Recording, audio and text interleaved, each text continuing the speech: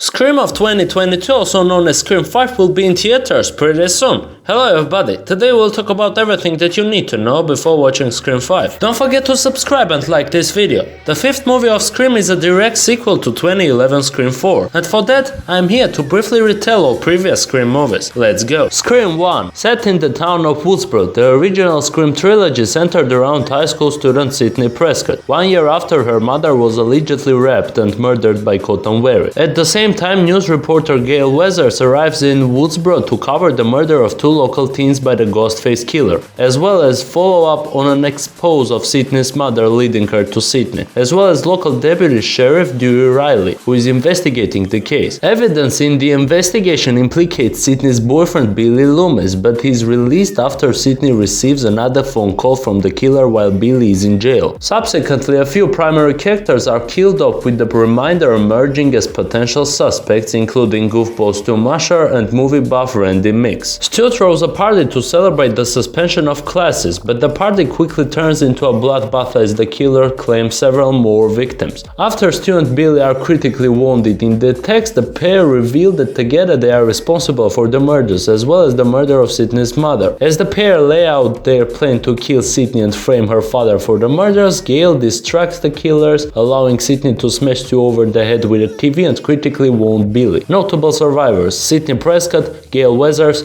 Dewey Riley, Cotton Wary, and Randy Mix. In the second film, Sidney Prescott along with Randy Mix is attending Windsor College when a new string of Ghostface murders begin. Dewey Riley arrives on campus to help protect Sidney and is one of the survivors of the prior murders. Gale Weathers returned to further her notoriety by covering the new series of killings. A string of Ghostface attacks result in Randy's death and Dewey being seriously injured, with Sidney and her new boyfriend Derek narrowly escaping. Prior Ghostface suspect Cotton Wary, now out of jail, is spotted by Gale with blood on his hands, which he divulges to local journalist Debbie Salt. After several other supporting characters bite the dust, Derek's best friend Mickey reveals himself as the killer, wishing to be immortalized in the media for his part in the killings, and shoots Derek in the chest. Moments later, Gale Weathers emerges on the scene, held hostage by Debbie Salt, the Ghostface accomplice. Debbie is revealed to be Mrs. Loomis, the mother of Billy Loomis and former wife to Frank Loomis. She admits that she met Mickey online and coordinated the killings as revenge for her son's death, and then she shoots Mickey. During a series of back and forth attacks, Cotton Wary appears on the scene and executes Mrs. Loomis. Mickey is still alive, lunges at Gale and Sidney, but the pair shoot and kill him. In the final installment of the original trilogy, Cotton Wary and his girlfriend are killed after refusing to give up Sidney Prescott's location. Soon a new string of Ghostface murders begin, this time centered around the script of the upcoming Step 3.